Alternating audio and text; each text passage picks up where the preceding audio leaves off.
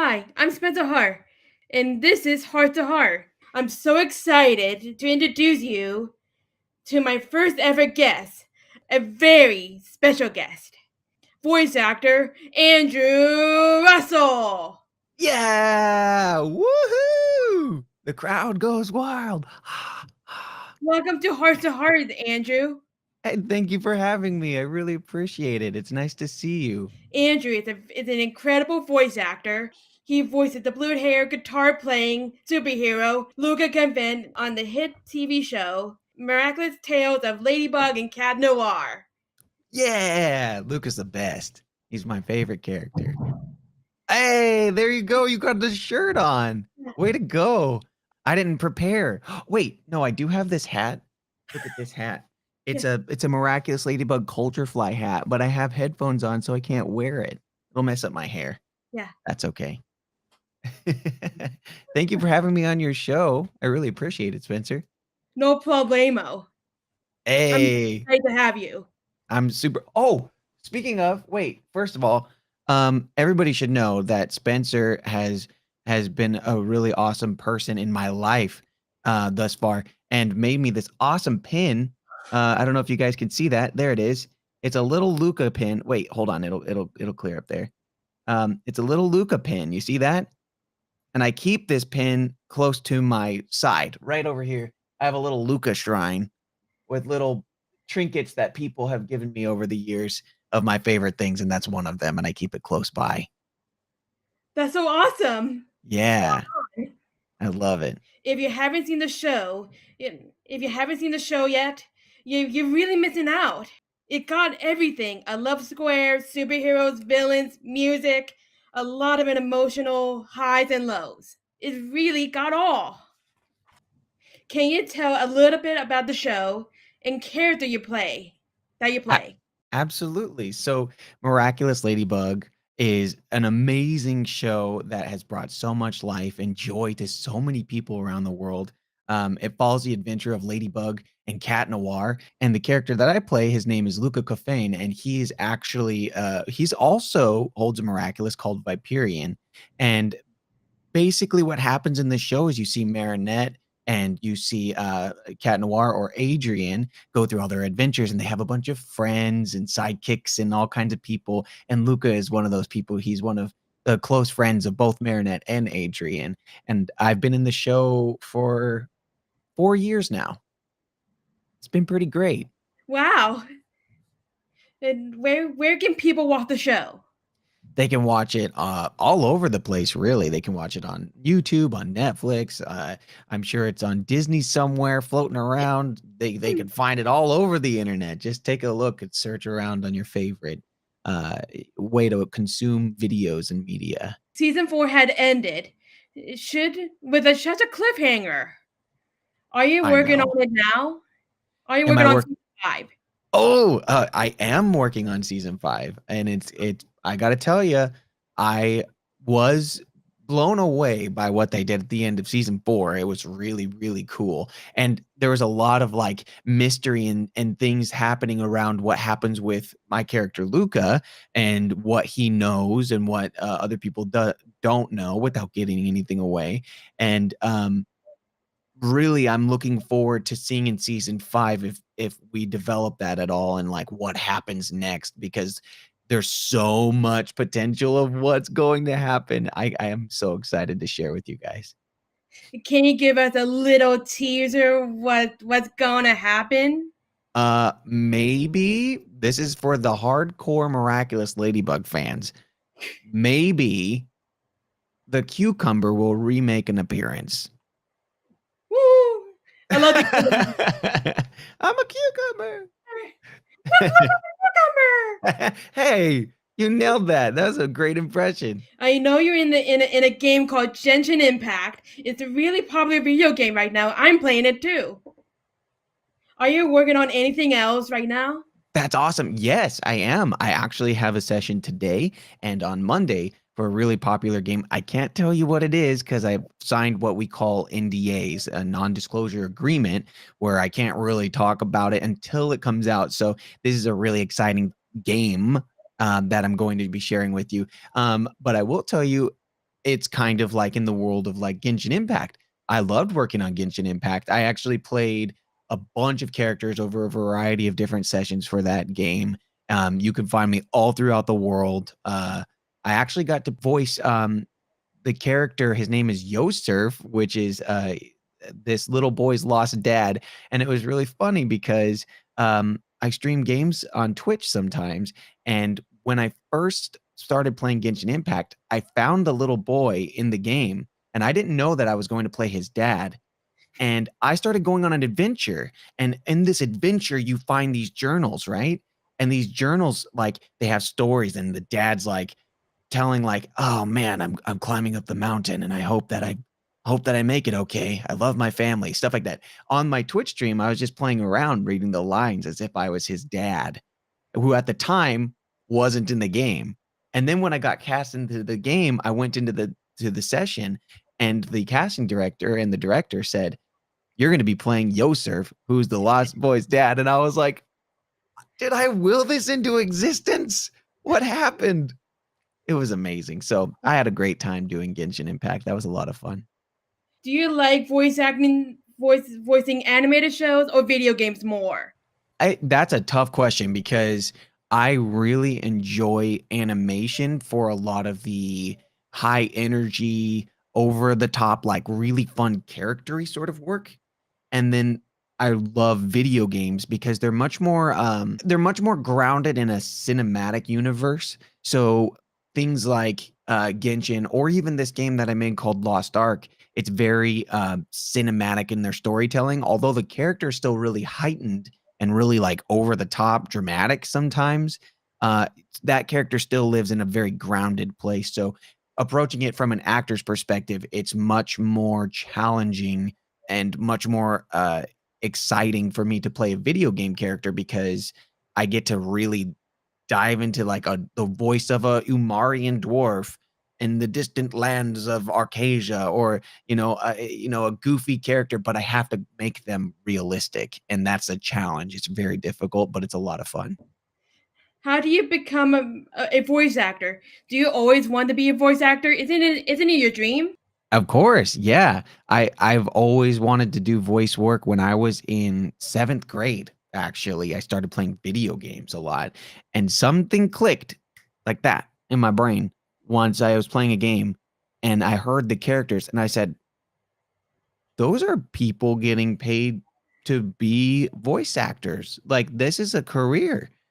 And from that moment forward, I started looking at video games in the perspective of an actor's perspective. I started listening to the way that they're doing things and doing all that stuff. So all my years of doing theater and musical theater was all leading me to try to learn and hone in on my craft and get to the point where I could be a voice actor. And that's where I am now. And I love it. And I think anybody who wants to do it, what they have to do is just start working on things now, start practicing now.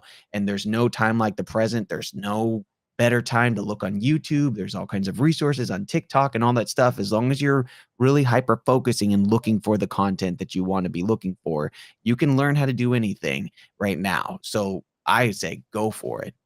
Now we're gonna play a little game called This or That. It helps our audience to get to know you better. I shout out two things, and you can pick one you'd like the best. Okay? Great. Pizza or burgers? Pizza. Summer or winter? Summer. Sweet or savory? Sweet. Cats or dogs? Oh, dogs. 100%. High tops or low top shoes? Low tops. That's so cool. Thank you so much for being my guest today, Andrew. I think you are really awesome and super talented, and it was an honor to have you on the show. Well, thank you for having me, Spencer. It's really, really, the pleasure is mine. I'm so happy you asked me to be here. No problemo. I love you. Mwah.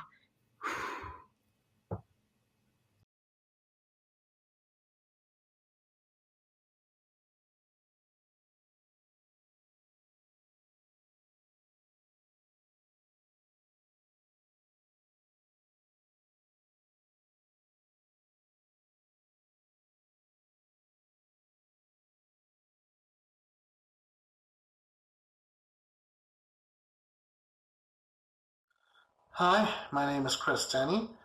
I am an actor and stand-up comic. I've been in dozens of commercials, a few films, and I've performed at a few comedy clubs in Southern California. Oh, and I am also autistic. Now, I love going to professional car shows because, in addition to seeing all the new models before they hit the showroom floor, there's also the concept cars you don't get to see anywhere else. And those are some real nice ones. But I also like going to the amateur ones where they bring their pristine classics or their rat rods or even sometimes their scratch-built customs. But either way, I get to see under their hoods, talk to some of the owners, and I'd like to take you on a little tour of some footage I shot the last time I was there. Okay, here's the first car and one of our regulars, a 1972 Datsun 240Z with a small block Chevy V8 in it. In addition to that, it's also got a little spoiler and funny little stickers like V8 inside or Hybrid 240Z, burns gasoline and rubber. Yeah, that's a good one. Oh, and it's also got a nice little roll cage. And here we have a Corvette. Not much to say about it. This one looks pretty stock, except for maybe the paint job. So we'll move on to the Trans Am next to it. Not much to say about that one, admittedly, but it's also got a very nice interior, and is also one of our regulars. Looks to be a 79 model, I think. Yeah, definitely a 79. And, let's see, Kathy's may or may not be a Dodgers fan, but either way, definitely a nice car. Possibly custom interior, too.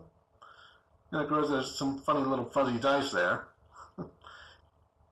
Can't have a classic car without fuzzy dice.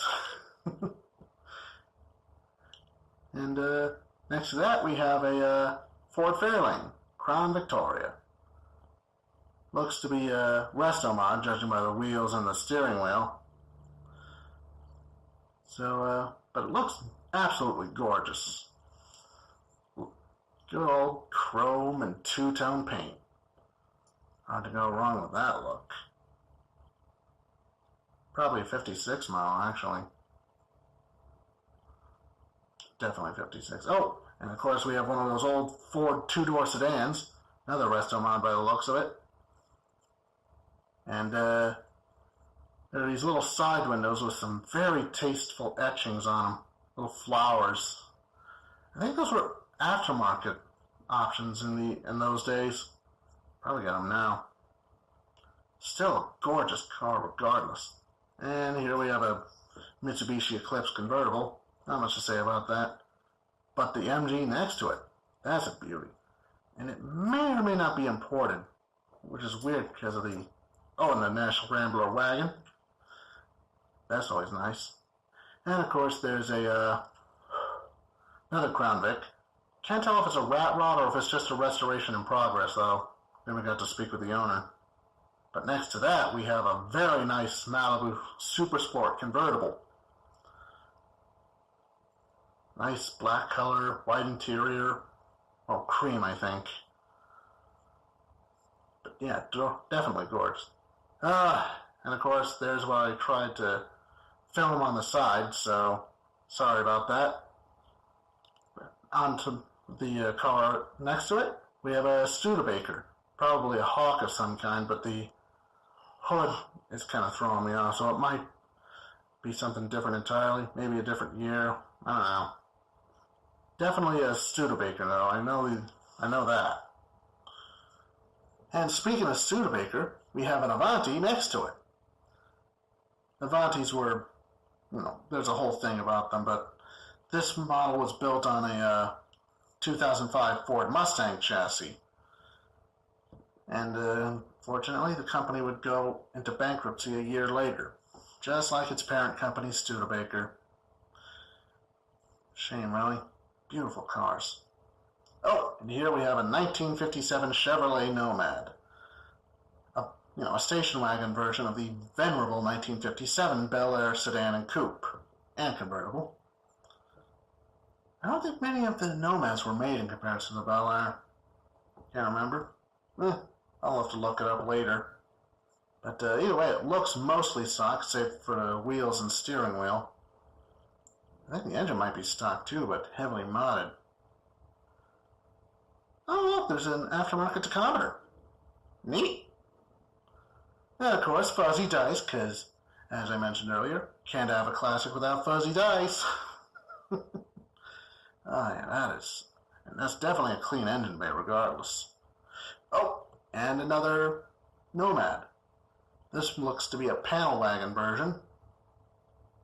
I'm like, but, yeah, definitely a panel wagon version. Guy's probably a rod, drag racer.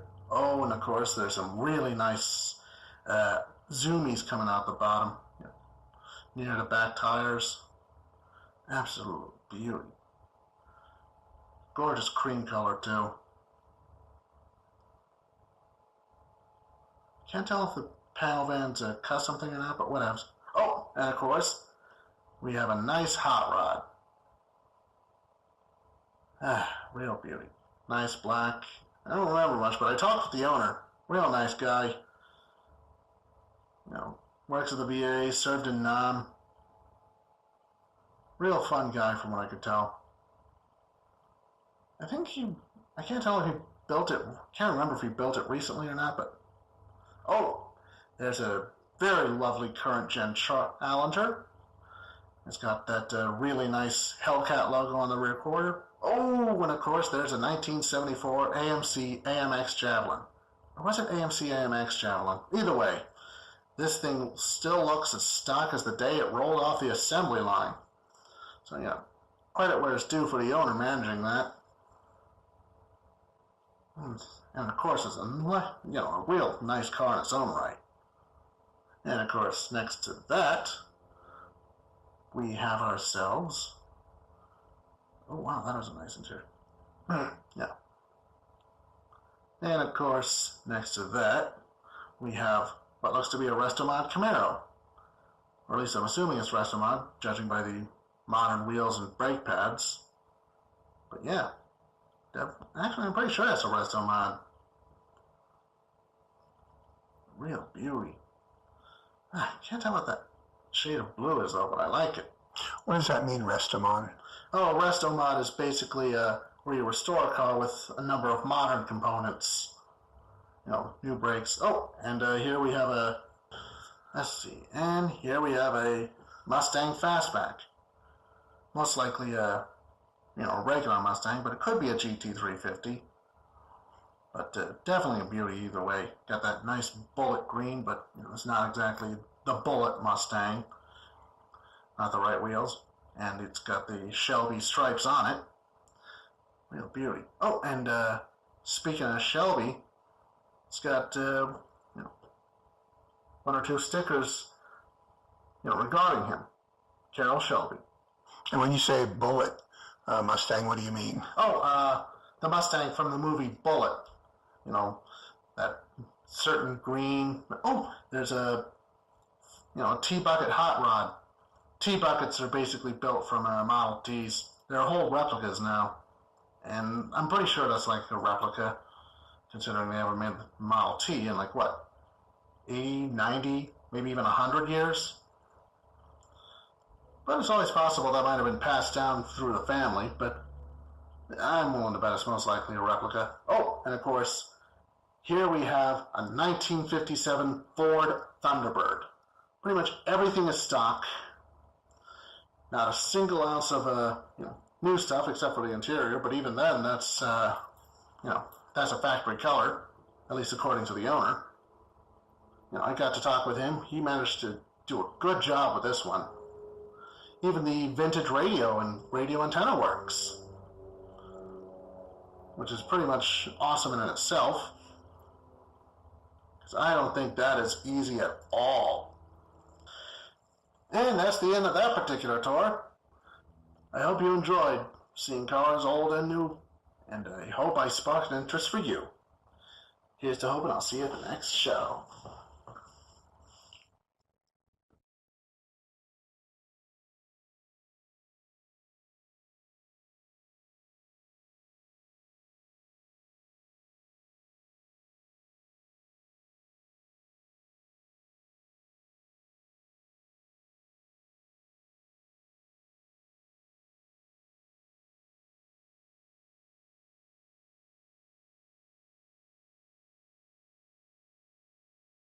A lot of times girls and women on the spectrum hear this. That's, an area that I work in as well. And oftentimes, oh, you can't have autism, you're a girl. And again, that is just out of the diagnostic ratio of 4-to-1, with more boys than girls being diagnosed. Hey everyone, my name is Dr. Kerry Magro, professional speaker and author. I have autism and also have dysgraphia, and this is Stories from the Spectrum, and I am here with a very, very special guest. She's also a dear friend. Her name is Amy Graffino. And Amy, why don't you just tell us a little bit about yourself as we're kicking off today? Sure, Kerry. Hi, everyone. My name is Amy Gravino, as Kerry said, and I am a relationship coach in the Rutgers Center for Adult Autism Services and an autism sexuality advocate and professional public speaker. What are some things, and maybe like if you could give me like 4 or 5 things that you shouldn't say to somebody who's on the autism spectrum based on your experiences? Sure. So, there's been so many things that have been said to me over the years that I wish people would not say, and things I hear people say to autistic individuals, whether it's their child or their student, that, people oftentimes have their hearts in the right places, but their mouths are in the wrong places.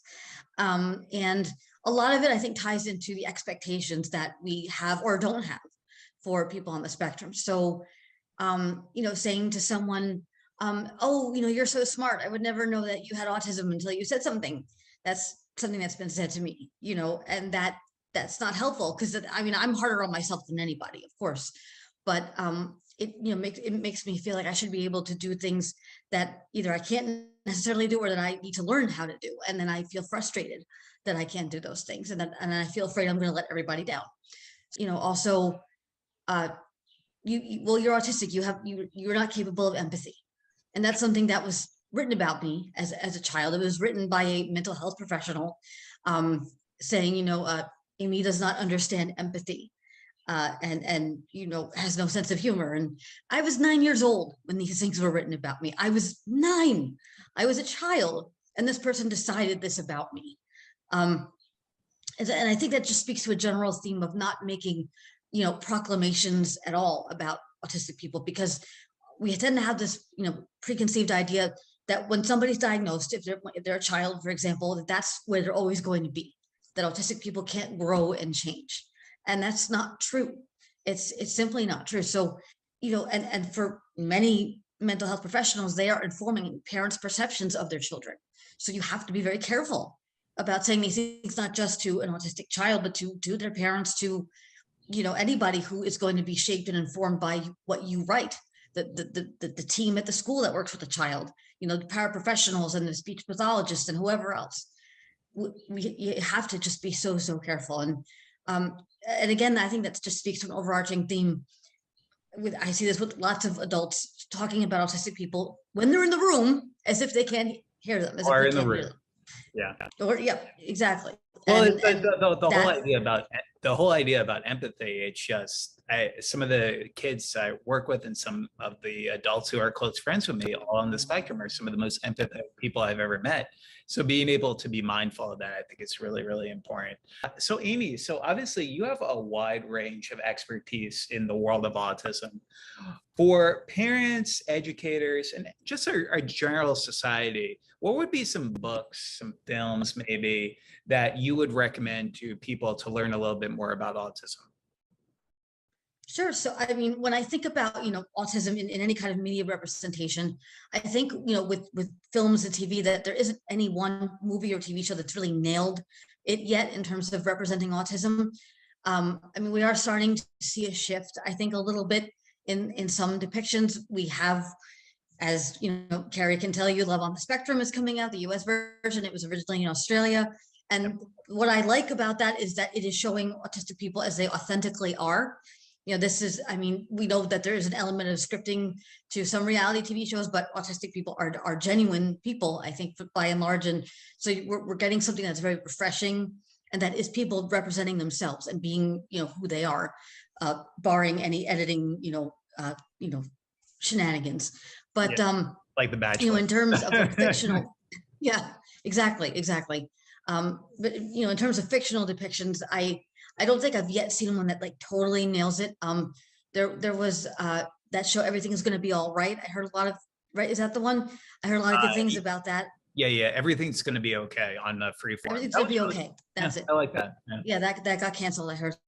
So I Yeah. heard positive things about that. But you know, in the books, there's a lot of books that are written by people on the spectrum, which is like a really great thing. I think, you know, there's so many books you can read about autism, but you get something really different and really raw and authentic when you read books that are written by autistic people.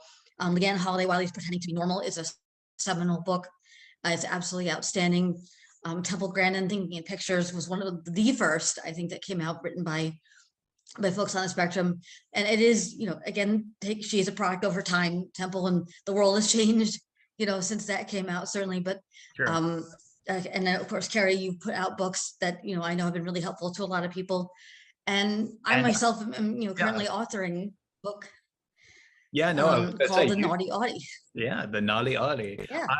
I'm so excited to read that book whenever it does come out, because it's, you know, I often talk about relationships, but what I think you've hit the nail on the head on, which a lot of experts really just don't even want to talk about, is sexuality. And I think you've kind of championed that cause within our autism community. So I'm really excited to hear what you think about that topic specifically.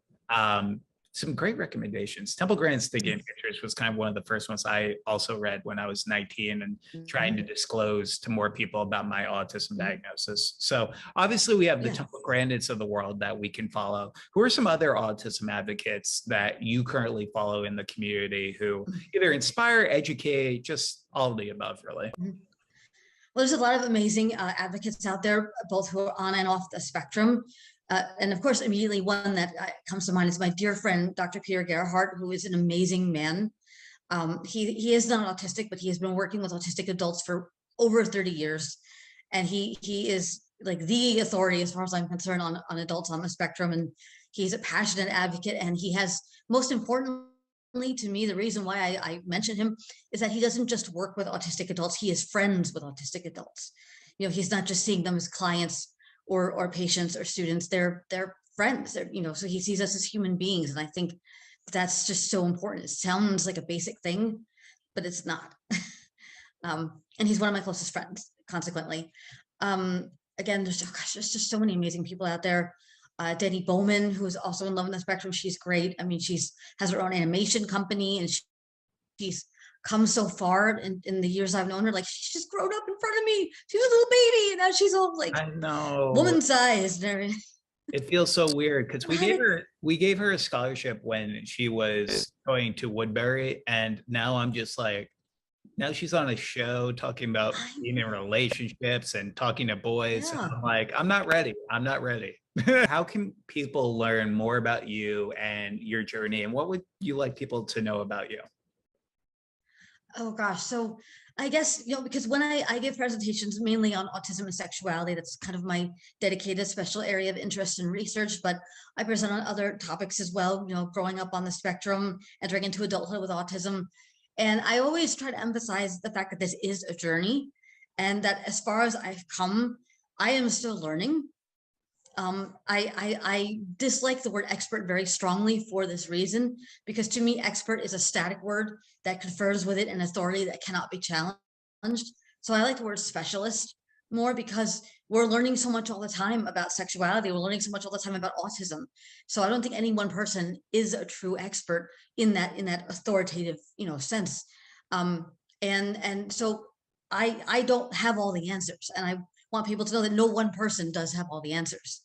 Right. And so that the most powerful thing that I can say to any client I work with or anything is, I don't know. I don't know the answer to that, but let's find out together. Right. That's what it's all about. It's about growing and learning together, and all of us being on a journey in this way. I love that. And to help those who are walking the path I was once on. So, yeah. Well, And it's also very humbling when you can say, like, I don't know all the answers, and you don't pretend to know all the answers, because I know many experts in the community who really think of themselves in that way. And, oh yeah, it's not doing justice for the community. And we like to No. talk about autism and authenticity a lot. Let's just make sure that we're trying to do that.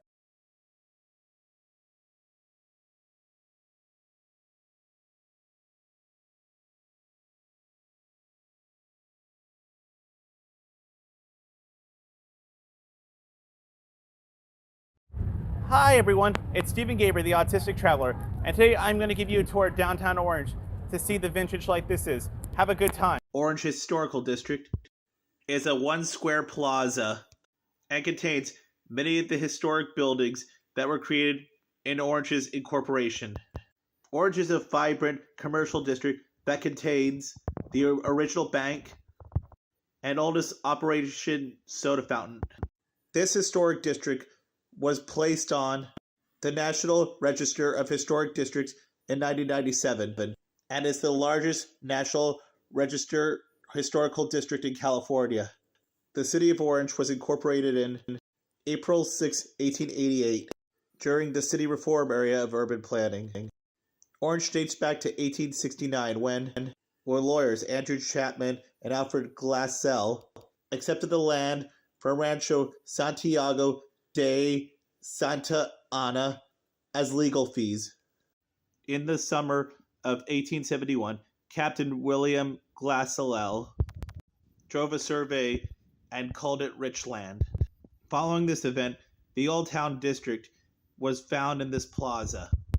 This town was originally called Richland and was changed to Orange in 1873.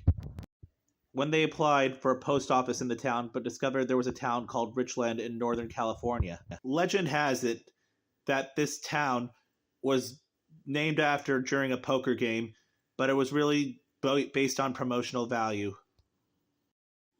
Oranges and other semi-crops were found in this town, which is probably why it got the name Orange. And they also were considering splitting this part into a separate part of Orange County, into 2 counties. Let me tell you why I'm visiting the antique shop so much, because it was my favorite highlight of the day. And I love seeing Robin Williams as the genie. You should buy that.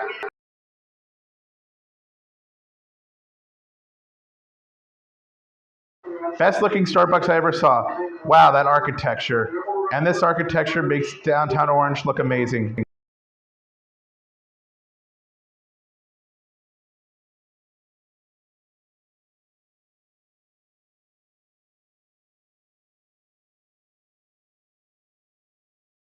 Welcome to downtown Orange. One could take the Metrolink all the way from downtown Union Station in Los Angeles to Santa Fe Depot in San Diego. Much better than driving on the 5 freeway and spending gas money. Wow, those gas prices are expensive.